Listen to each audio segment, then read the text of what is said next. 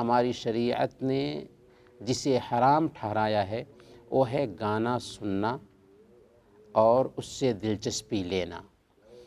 اللہ تعالیٰ نے قرآن کریم میں بیان فرمایا وَمِنَ النَّاسِ مَن يَشْتَرِي لَهْوَ الْحَدِيثِ لِيُضِلَّ عَن سَبِيلِ اللّہ، لوگوں میں سے کچھ لوگ ہیں جو لہو الحدیث خریدتے ہیں تاکہ لوگوں کو اللہ کے راستے سے گمراہ کریں، اللہ کے راستے سے دور کریں۔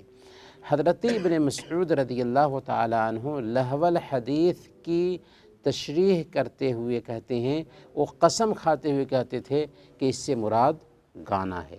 گویا کہ اللہ تعالیٰ نے یہ جو فرمایا کہ لوگوں میں سے کچھ لوگ ہیں جو لہو الحدیث خریدتے ہیں تاکہ اللہ کے راستے سے گمراہ کریں، اس سے مراد گانا ہے۔ تو گانا سننا یہ لہو الحدیث میں شامل ہے اور یہ